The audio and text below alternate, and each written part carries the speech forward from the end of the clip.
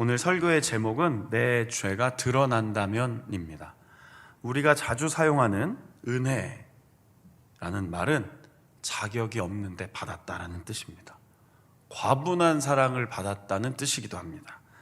2주 전에는 나는 죄인입니다라는 설교를 했습니다. 아마 기억 못하실 것 같습니다. 지난주는 수요일 예배를 안 드리고 목요일로 서울대학교 찬양 선교단과 목요 예배를 드렸기 때문에 아마도 그 더 전주간에 누가복음 5장을 가지고 설교한 것을 만약에 지금 토시 하나 틀리지 않고 기억하시면 다음 주 설교시키도록 하겠습니다. 잊어버리셨을 것 같습니다. 나는 죄인입니다라는 고백은 우리 그리스도인들에게서는 굉장히 중요한 고백입니다. 그 고백부터 출발하기 때문이죠.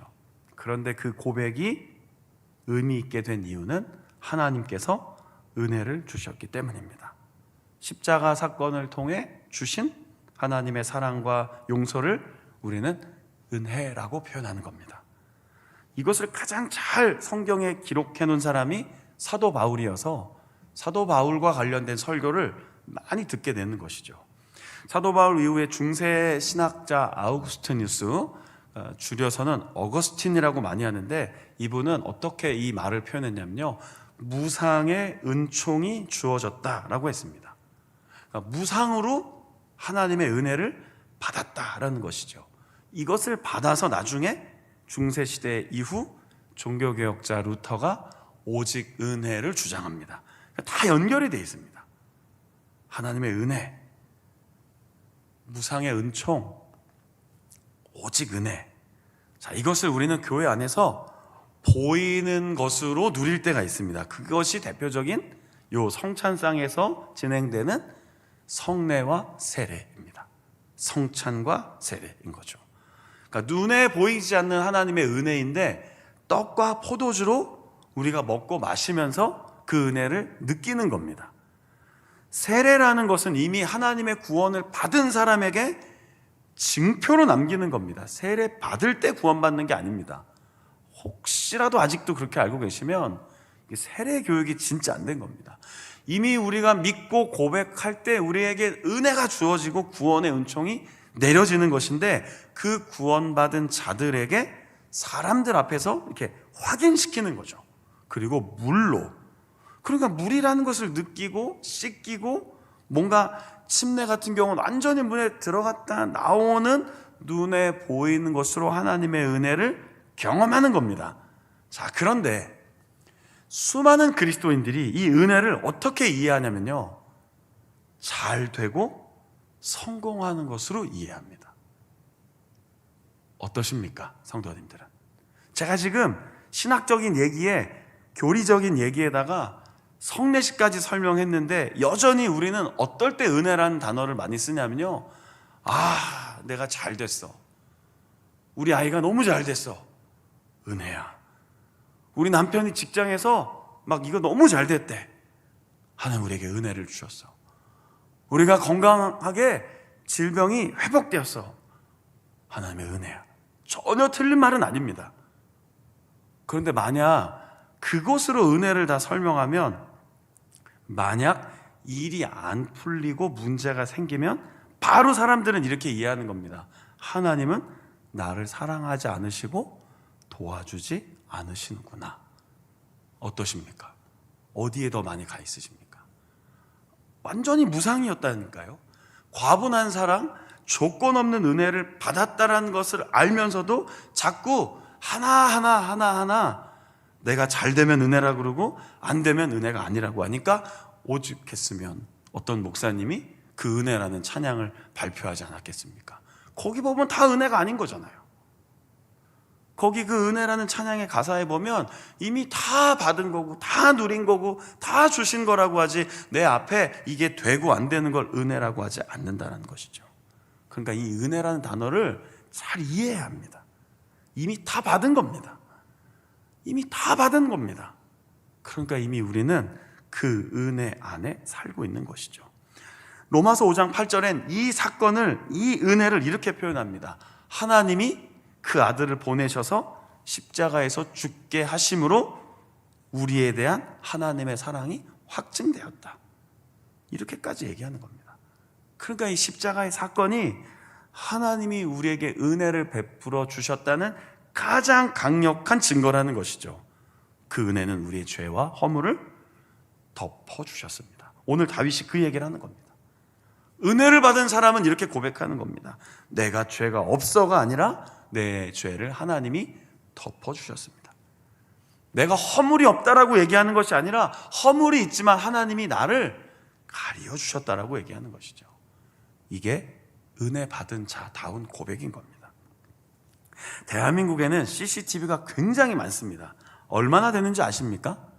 제가 한번 찾아봤거든요. 인터넷으로요. 2022년 기준으로 160만 대가 설치되었답니다. 서울 주요 도시예요. 근데 이게요, 전 세계적으로 엄청난 세계적 수준이라고 합니다. CCTV 천국이랍니다. 개인 설치를 포함하면 훨씬 더 비율이 높다고 합니다. 올해에는 인공지능형 AI 기술이 도입된답니다. 이게 어떻게 이제 감시망이 더 확대될지는 알 수 없는데, 아무튼 이 범죄 예방 치안 목적으로 우리나라의 CCTV가 정말로 많습니다. 느끼시지 않습니까? 우리 교회도 수십 대가 있습니다. 아시나요? 잘 모르시면 앞으로 교회 출입할 때마다 꼭 이렇게 사각 지점을 봐보십시오. 교육관에 도처에 깔려 있습니다. 저도 가끔은 우리 사무실에 CCTV 앞에 가서 이렇게 앉아서 볼 때가 있습니다. 여러분들 감시하려고 하는 게 아니고요. 지금 건물 불 켜져 있고 꺼져 있고 어떤 게 있는지 거기 보면 거의 다 있습니다. 몇 가지 없는 데가 있습니다. 제 방은 없더라고요. 제 방 하나 설치해달라 그랬습니다. 왜 그런 줄 아십니까? 저 없을 때 누가 막 들어오는지 나중에 보려고요. 혹시나요. 제 방 비밀번호 어떻게 또 알아내갖고 몰래 들어와서 이렇게 그러실까봐. CCTV가 얼마나 많은지 모릅니다. 안전을 위해 치안을 목적으로 세워놨는데 조금만 다르게 생각해보면 결국 내 모습이 계속 누군가에게 노출되고 있다는 뜻입니다. 이거 어떻게 생각하십니까? 내 의지와 관계없이 계속 내 모습이 누군가에게 찍히고 있는 겁니다. 그러니까 어디 가셔서 진짜 함부로 행동하면 안 됩니다. 거의 없는 데가 없다니까요. 자, 이걸 잘 오늘 말씀에 한번 비추어 봅시다. 현대 과학 기술로도 이렇게 촘촘하게 우리의 일상을 들여다볼 수 있는데 하나님 앞에서는 어떨 것 같습니까? 감출 수 있다고 생각하는 것이 교만이죠. 모르실 거라고 생각하는 게 착각인 거죠. 그냥 포기한 거죠. 가정에 혼자 있든 둘이 있으시든 은밀한 곳에 들어가 있든, 아니 심지어는 아무런 얘기를 하지 않더라도 하나님 앞에서 우리의 허물과 죄를 가리울 수 있는 방법은 없습니다. 전능하신 하나님이 모르는 것은 없습니다. 그러니까 이 성경 말씀과 교리를 깊이 깨달으면요, 그 다음부터 어떻게 사는 줄 아십니까? 지극히 겸손하게 사는 겁니다. 절대 까불며 살 수 없습니다. 왜요? 사람 눈 정도는 피할 수 있죠. 수많이 깔려있는 CCTV 정도는 감출 수 있죠. 그러나 하나님 앞에서는 우리의 죄와 허물을 가리울 방법이 없는 겁니다. 유기성 목사님의 예수님의 사람이란 책을 읽어보면요, 어떤 목사님의 간증이 나옵니다. 너무 길어서 짧게 한 문장만 소개하면 이런 이야기를 하십니다. 그 목사님이요, 나의 사랑하는 가족일지라도 내 지나간 죄와 허물의 10분의 1 아니 100분의 1만 공개되어도 나는 부끄럽다, 이런 이야기를 하십니다. 성도님들 어떠십니까? 오늘 하루 성도 갖고는 괜찮죠. 제가 늘 말씀드리잖아요. 수요일 예배 오는 날은 지극히 범죄율이 낮다고요. 저녁에 예배 드리러 가면서 하루 종일 그렇게 사시겠습니까? 주일 앞두고 허물의 비율이 상당히 줄어든다니까요. 적어도 내일은 주일이니 화날 것도 좀 참고, 아내가 좀 뭐라고 해도 참고, 남편이 뭐라고 해도 좀 참고, 아이들이 막 장난쳐도 그래 내가 또 한바탕 긁으면 얘가 내일 교회 안 가겠지 해서 막 꾹꾹 참는데 주로 언제 다 터뜨리십니까? 주일 오후에 다 터뜨리십니다. 집에 가서 다 터뜨리시고 하루 종일 교회에서 시달린 거 있으면 더 아이들과 갈등하시고 그럴 수 있지 않겠습니까? 비율이 낮다니까요, 교회 오는 날은. 그런데 잘 생각해보면 그런 하루 이틀 이 정도가 아니라 지나간 나의 모든 인생 속에 몰라서 그렇게 나를 대하는 것이지, 다 내 수치와 부끄러움을 알고도 나를 진짜 사랑할 수 있는 분은 하나님밖에 없습니다. 이게 인정이 안 되면 십자가의 은혜를 경험하지 못한 겁니다. 아직도 윤리 도덕적인 차원에서 신앙생활을 하고 있는 겁니다. 우린 그 누구도 하나님 앞에서 떳떳이 설 수 없습니다. 그런데 오늘 성경에 보니까 다윗이 뭘 고백합니까? 이 허물과 죄를 하나님이 가리어 주셨다라고 얘기합니다. 우리는 십자가의 사건을 통해 이 이야기를 다시 한번 깨닫게 됩니다. 예수님은 로마의 사형 제도에 의해 공개 처형당했습니다.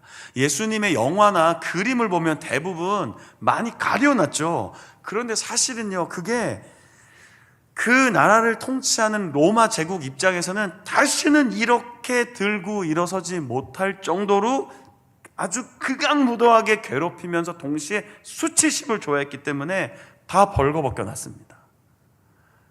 이 그림을 제대로 못 그린 겁니다. 성화를 그린 그 미술가들이요. 실제 1세기 당시의 십자가형은 옷을 다 벗겨놨습니다. 얼마나 부끄러웠겠습니까? 가끔 왜 그 좀 우스갯소리인데 길 가다가 넘어지면 그 사람이 아프다 그럽니까? 안 아프다 그럽니까? 안 아프다 그러잖아요. 창피해서. 괜찮다 그러잖아요. 사람은요, 육체적인 아픔보다 정신적인 수치스러움을 더 못 견디는 존재입니다. 그 성인 남성이 수많은 사람들 앞에 옷이 다 발거벗겨졌다면 얼마나 수치스러웠겠습니까? 그냥 못 박히고 창자국 내고 가시 면류관, 이것도 괴롭고 하나님 앞에서 막 절규하셨잖아요. 왜 나를 이 죄인 취급하며 버리십니까? 다 아시면서도 그런 고백을 하신 예수님 입장에서 아주 인간적으로 생각해 보면 그렇게 벌거벗긴 채 못 박혀 죽는 그것도 굉장히 힘들었을 겁니다. 그런데 우리 위에 받으셨기 때문에 우리가 용서받게 된 겁니다. 이 고백이 매일매일 우리 가슴 속에 울려 퍼진다면 우리는 어떤 그리스도인으로 살아가겠습니까? 우리의 말, 우리의 행동, 우리의 생각, 우리의 모든 삶의 동기가 악할 수 있겠습니까? 절대 그럴 수 없는 것이죠. 그래서 다윗이 고백을 한 겁니다. 하나님, 나의 이 부끄러움을 가려주셔서 감사합니다. 이것이 내 복입니다.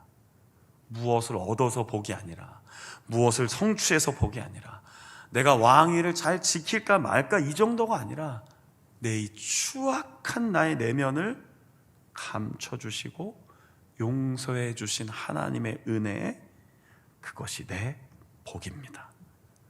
우리 여러분들은 예수님으로 인하여 완전히 용서받은 것을 얼마나 믿으십니까? 얼마나 신뢰하십니까? 어느 정도까지 진지하게 믿으십니까?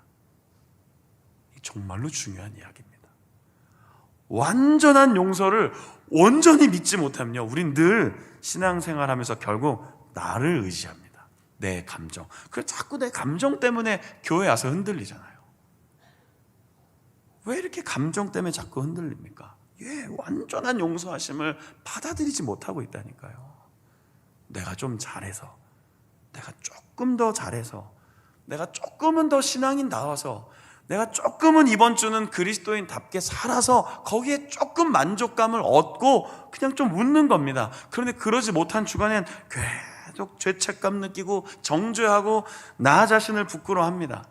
그래도 또 시간이 좀 흘러가면 또 잊어버립니다. 그래서 또 나를 드러냅니다. 내가 잘하는 줄 압니다. 내 의지, 내 공로, 내 선행, 이게 우리를 구원할 수 없는데도 우린 거기에 붙잡혀 있습니다. 그러나 오늘 다윗이 뭐라고 고백합니까? 나는 그분의 사하심에 근거하여 복을 누리고 있습니다. 더 필요하시면 쭉 읽어보십시오. 32편이 어떤 내용이죠? 낙심, 죄책감, 열등감, 사탄이 참 좋아하는 도구입니다. 우리를 쉽게 무너뜨릴 수 있는 도구입니다. 죄책감요, 생각보다 쉽게 사라지지 않습니다. 열등감, 그게요 잠깐은 이렇게 잠재울 수 있습니다. 그런데 잔잔하고 깨끗한 것 같아도요, 막대기로 한번 휘 저으면 흙탕물이 샥 올라오는 것처럼 우리 내면에 예수 그리스도의 십자가로 온전한 용서하심을 믿지 못하고 살면요, 여러분, 이 열등감 때문에 늘 우리는 서로를 힘들게 만듭니다. 낙심, 연약함, 슬픔, 염려, 정말 여러분 없으십니까? 여러분, 그것을 위해 예수님이 십자가에서 우리 죄와 허물을 덮어주시기 위해 죽으셨다는 것을 고백하잖아요. 그럼 믿어야 합니다. 믿기를 바랍니다. 제 이야기가 아니라 하나님 말씀이어서 믿는 겁니다. 그리고 그것을 진심으로 받아들이고 진심으로 그것을 내 삶으로 받아들일 때 그때부터 어떤 변화가 시작됩니까? 그렇게 살아야겠구나라고 고백하는 겁니다. 그게 안 된 채 살아야겠다라고 고백하는 건 굉장한 힘든 숙제일 겁니다. 아마 계속 마음속에 글쎄요, 갈등이 있을 겁니다. 마치 로마서 7장에서 사도 바울이 고백한 것처럼요, 내 마음에 두 가지 법이 있습니다. 한쪽으로는 하나님의 법을, 한쪽으로는 죄의 법을. 늘 갈등만 하며 살 겁니다. 그러나 주일에도 말씀드리고 요즘 계속 주일 설교 그렇게 얘기하고 있잖아요. 우리가 그리스도 안에서 새롭게 되고 기쁨을 누리고 자유함을 누리며 평강을 누리며 살아가도록 하나님이 우리를 구원하셨는데, 우린 아주 순간순간의 기쁨은 있지만 근본적인 평안과 기쁨이 없이 종교 생활을 할 수 있다고요.